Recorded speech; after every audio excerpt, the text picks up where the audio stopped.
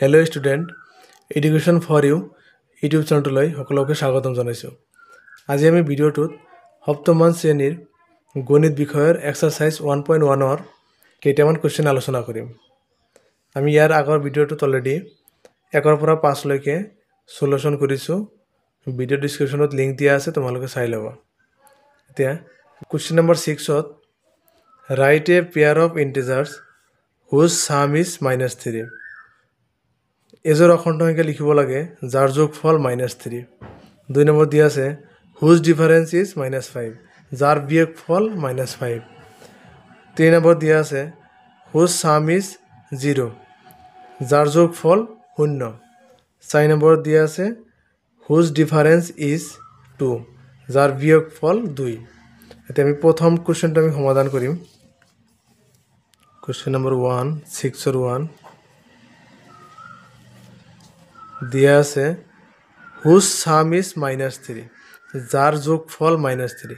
আমি এনেকুৱা দুটা অখণ্ড সংখ্যা ল'ব লাগিব যাৰ যোগফল -3 হ'ব। Let 1 integer is -8। তোমালোকে বেলেগকৈ ল'ব পাৰা। এনাদাৰ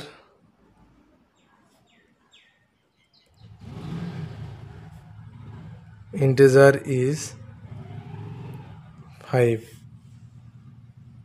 এ থেকে sum of -8 and 5 is equal to -8 plus 5। যেহেতু সাম কৈছে দুটা যোগ কৰিব লাগিব। -8 এইফালে আছে +5। 8ৰ পৰা আমি 5 বাদ দিলে হ'ব 3, আৰু ডাঙৰ সংখ্যাৰ আগত বিয়োগ আছে কাৰণে বিয়োগ হ'ব ইয়াতে। অৰ্থাৎ এটা অখণ্ড সংখ্যা -8 আৰু এটা অখণ্ড সংখ্যা 5 যেতিয়া আমি ল'ম, দুটাৰ যোগফল আমি -3 পাম। এ থেকে a pair of integer -8 and 5 whose sum is -3।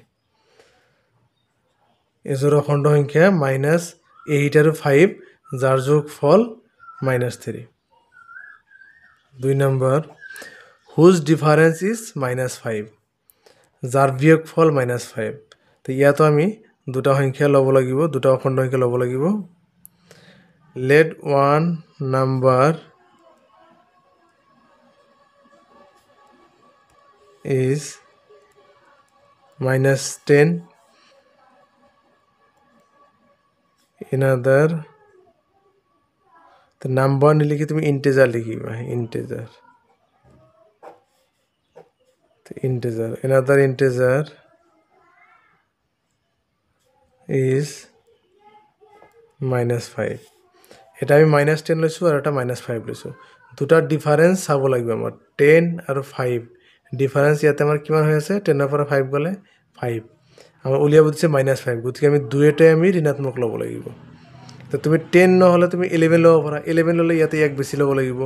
11 ইফালে -11, ইফালে হ'ব আমাৰ -6।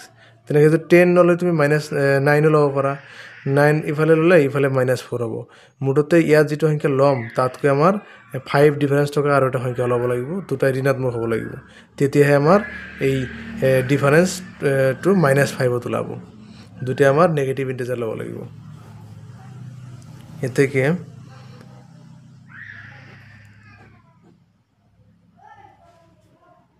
difference of -10 and -5 is equal to -10 minus -5। -10 ইফালে মাইনাছে প্লাছ হৈ যাব 5। এতিয়া 10ৰ পৰা 5 বাদ দিলে 5 হ'ব।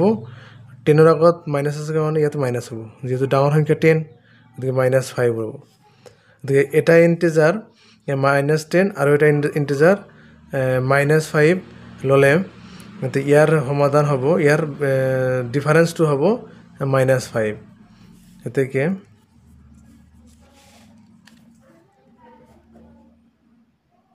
a pair of integer -10 and -5 whose difference is -5. এতেকে এজোৰ অখণ্ড সংখ্যা -10 আৰু -5 যাৰ বিয়োগফল -5. 3 নম্বৰ প্ৰশ্ন whose sum is 0 যাৰ যোগফল 0. এতিয়া let 1 integer is 5, another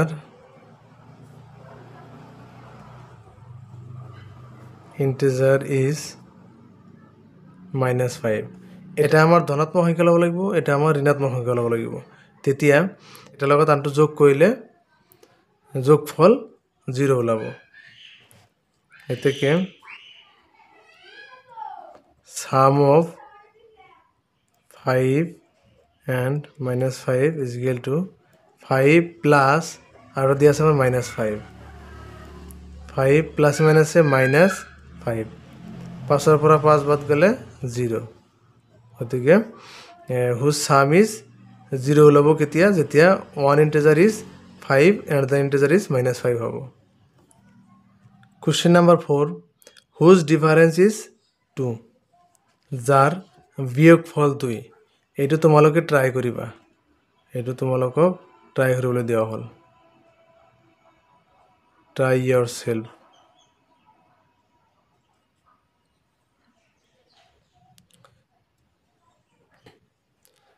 Question number 7 write a pair of negative integers whose difference is 6.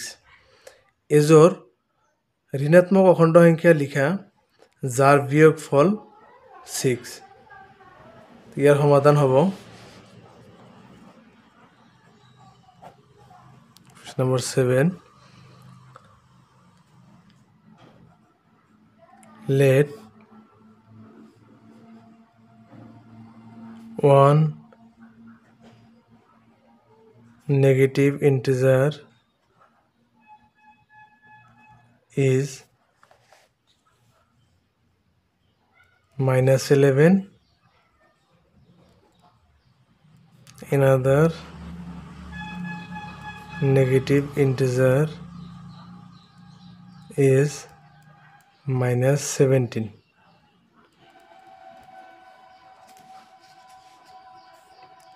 এতেকে the difference of -11 and -17 is equal to -11 difference কৈছে বিয়োগ এটা হ'ব মাইনাস আকৌ সংখ্যাটো দিয়া আছে কি -17 -11 এই -17 কি হ'ব প্লাস হৈ যাব +17 তো 17 এর পৰা 11 বাদ দিলে 6 হ'ব ডাঙৰ সংখ্যাৰ আগত প্লাস আছে কাৰণে প্লাস হ'ব অৰ্থাৎ যেতিয়া -11 এৰ পৰা -17 বাদ দিম তেতিয়া আমাৰ आंसर হ'ব +6 এতেকে a pair of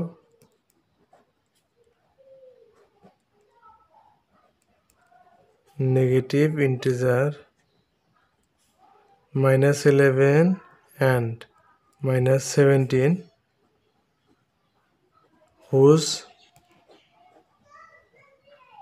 difference is 6.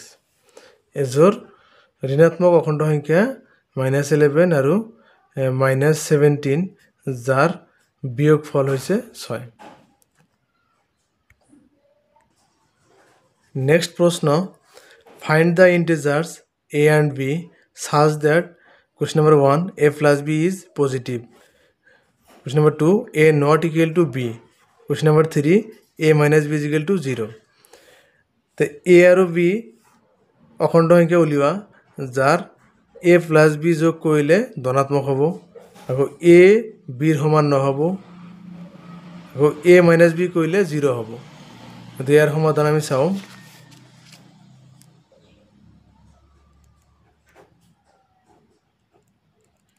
Question number 8 solution. 1 number a plus b is positive. তো এনেকুৱা দুটা অখণ্ড সংখ্যা ল'ব লাগে যি দুটা অখণ্ড সংখ্যা যোগ কৰিলে পজিটিভ হ'ব। সে let a is equal to 5, b is equal to 3. এতিয়া a plus b কৰিম, a plus b সমান সমান 5 plus 3, 5 আৰু 3 যোগ কৰিলে 8 হ'ব। 8 এটা কি নাম্বাৰ? Positive integer. গতিকে আমি ইয়াতে পজিটিভ লিখিম। তোমালোকে যিকোনো মান ল'ব পাৰা, পজিটিভত ল'বা। দুটা পজিটিভ নাম্বাৰ যোগ কৰিবা, তেতিয়া ইজি হৈ যাব বস্তুটো। দুটা পজিটিভ ইন্টিজাৰ যোগ কৰিলে সদায় পজিটিভ নাম্বাৰ ওলাব। গতিকে a প্লাছ বি পজিটিভ হ'বলৈ হ'লে এৰ মান আমি পজিটিভ এটা সংখ্যা ল'ম, ইয়াতে 5 লৈছোঁ মই। বিৰ মান পজিটিভ এটা সংখ্যা ল'ম, ইয়াতে 3 লৈছোঁ। তো 5 আৰু 3 যদি আমি যোগ কৰিম 8 পাম। 8 এটা কি? পজিটিভ নাম্বাৰ, ধনাত্মক অখণ্ড সংখ্যা। গতিকে a প্লাছ বি পজিটিভ পাবলৈ হ'লে দুটাই আমি ধনাত্মক মান ল'ব লাগে, তেতিয়া আমাৰ সুবিধা হ'ব। Question number 2. a not equal to b বনাব লাগে। এতিয়া let এর মান 5 লৈছোঁ, বিৰ মান আমি 3 লৈছোঁ। তো a আৰু b সমান নহয়, গতিকে এতেকে আমি কি লিখিব পাৰোঁ? a not equal to b. তো a আমি যিকোনো এটা মান ল'ম, সেই একে মান আমি বিত ল'ব নোৱাৰিম, বেলেগ এটা ল'ম আমি। তো মাইনাছত ল'ব পাৰিম, প্লাছত ল'ব পাৰিম। মূলতে বেলেগ বেলেগ মান ল'লে a বিৰ সমান নহয় বুলি ক'ব পাৰোঁ, a not equal to b বুলি ক'ব পাৰোঁ। Question number 3. a minus b is equal to 0 মিলাব লাগে। তো let a is equal to 9, b is equal to 9. এতেকে a minus b is equal to এর মান 9 মাইনাস বির মান আমি 9 লৈছোঁ, 9। তো 9-ৰ পৰা 9 বাদ গ'লে 0 হ'ব। অৰ্থাৎ এৰ মান যিমান ল'ম, বিৰ মান আমি একে ল'লেহে এৰ পৰা বি বাদ দিলে 0 হ'ব। তো এৰ মান আমি 9 লৈছোঁ, বিৰ মানো 9 লৈছোঁ। 9-ৰ পৰা 9 বাদ গ'লে 0 হ'ব। তোমালোকে এৰ মান আৰু বিৰ মান দুটাই আমি পজিটিভত যিকোনো মান ল'ব পাৰোঁ। 3 minus 3 কৰিলেও হ'ব, 4 minus 4 কৰিলেও হ'ব, 5 minus 5, 1 minus 1। এনেকৈ তোমালোকে দুটা পজিটিভ নাম্বাৰ ল'বা, এৰ মান যিটো ল'বা বিৰ মান একেই ল'বা, তেতিয়া এৰ পৰা বি বাদ দিলে 0 হ'ব। Question 9. Fill in the boxes. বাকচৰ ভিতৰত থকা খালী ঠাই পূৰ কৰা। Question number 1 দিয়া আছে, -15 plus -4 is equal to -4 plus box. এই বাকচৰ ভিতৰত আমাৰ কিবা এটা সংখ্যা আছে, যিটো বহুৱালে আমাৰ এইখিনিৰ সমাধান আৰু এইখিনিৰ সমাধান সমান সমান হ'ব। তো আমি এই বাকচৰ ভিতৰত থকা সংখ্যাটো উলিয়াবলৈ হ'লে আমি অংকটো কৰিব লাগিব। তো Question number 1, -15 প্লাছ -4 সমান সমান -4 প্লাছ বাকচ। তো -15 এই প্লাসে মাইনাসে কি হবে? মাইনাস। -4 সমান সমান -4 ইফালে আছে, ইফালে আমার -4 প্লাস বাকসটো দিয়া আছে। তো -4 আৰু -15 আৰু -4 টোটাল মিলাই হ'ব আমাৰ -19। দুটাই আমাৰ মাইনাছত আছে, মাইনাছত আমি যোগ কৰি দিম। 15 আৰু 4 যোগ কৰিলে 9 হ'ব, 19 হ'ব। তাৰ দুইটাৰ আগত মাইনাছ আছে কাৰণে মাইনাছ হ'ব। ইফালে -4 প্লাছ বাকচ। এতিয়া বাকচটো মান উলিয়াব লাগে, আমি এই দুটা বস্তু ইফালে আমি লৈ আহিম, যোগ বাকচ ইফালে আমি লৈ আহিম। এতিয়া বাকচটো ইয়াতে আমি থৈ দিলোঁ। এতিয়া বাকচটো ইয়াত ৰাখি ইফালে -19 আছে, এই -4টো প্লাছ -4টো ইফালে গ'লে কি হ'ব? +4 হ'ব। গতিকে 19ৰ পৰা 4 বাদ দিলে হ'ব 15, আৰু 19ৰ আগত মাইনাছ আছে কাৰণে মাইনাছ হ'ব। যিহেতু 19টো ডাঙৰ, গতিকে ইয়াতে আমাৰ মাইনাছ হ'ব। গতিকে এই বাকচটোত হ'ব আমাৰ -15। তো বাকচটোত আমি যেতিয়া -15 বহাই দিম তেতিয়া এই সাইড আৰু এই সাইড সমান সমান হ'ব তাত এইখিনি সমান সমান এইখিনি হ'ব তো বাকচত থকা সংখ্যাটো হ'ব আমাৰ -15 তো আমি এনেই আনসাৰটো দিব পাৰিলোহেঁতেন ইয়াতে -15 প্লাস -4 দিয়া আছে আৰু ইয়াতে আমাৰ সমান সমান -4 দিয়া আছে প্লাস এই খালি ঠাইটোত বহাই দিলে এই নাম্বাৰটো বহাই দিলে হৈ গ'লহেঁতেন যি কি নহওক আমি এনেকৈ আমাৰ শুদ্ধ প্ৰচেছত সমাধান কৰিব লাগে পিছৰ প্ৰশ্নটো হৈছে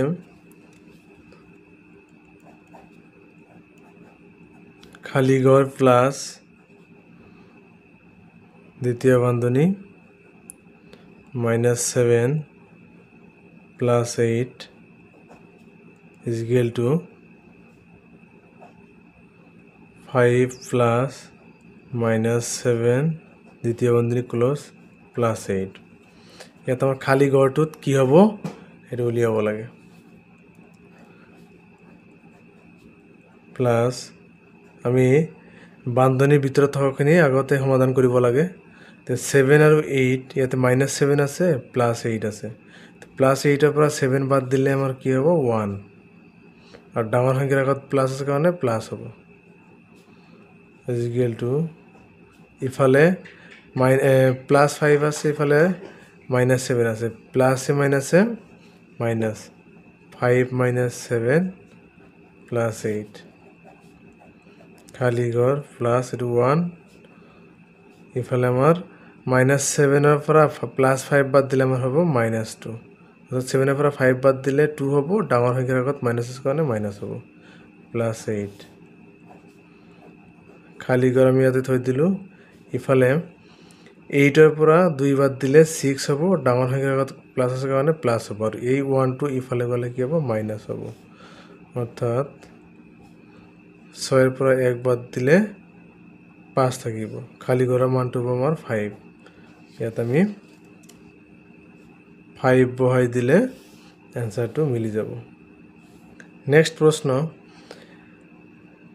-23 প্লাস খালি ঘর সমান সমান -23 ইফালে সমান সমান -23 প্লাস খালি ঘর এতে এই সমান চিহ্নৰ ইফালে এই -23 লগত কি যোগ কৰিলে -23 হ'ব আকৌ ইফালে -23 লগত কি যোগ কৰিলে -23 হ'ব তো একেবাৰে সিম্পল এটো অঙ্ক কৰিবই নালাগে ইয়াতে -23 লগত যদি আমি 0 যোগ কৰি দিম তেতিয়া -23 যোগ 0 সমান সমান -23 হ'ব ইফালে আমি -23 লগত যেতিয়া 0 যোগ কৰি দিম -23 হ'ব গতিকে আমি খালি ঘৰকেইটাত আমি 0 লিখিলে হৈ যাব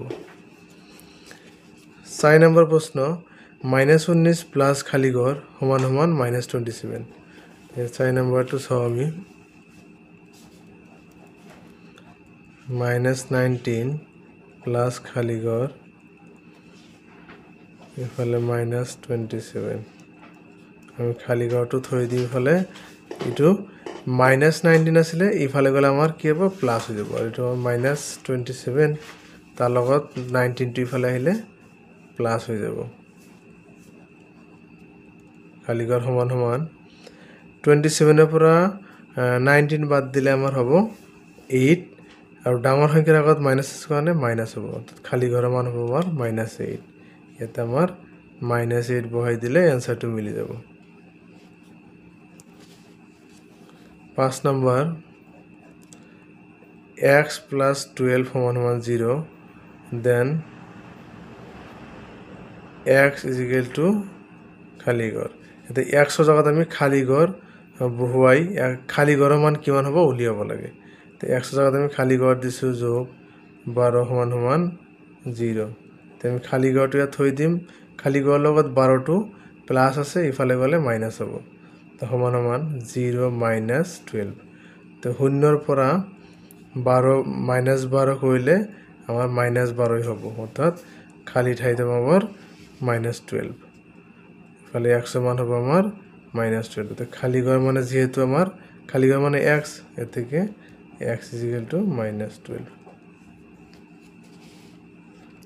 question number 10 a man moved 14 kilometers towards east from the position a এজন মানুহ এই স্থানৰ পৰা পূব ফালে 14 কিলোমিটাৰ গৈছে but another man moved 6 kilometers towards west from the position A.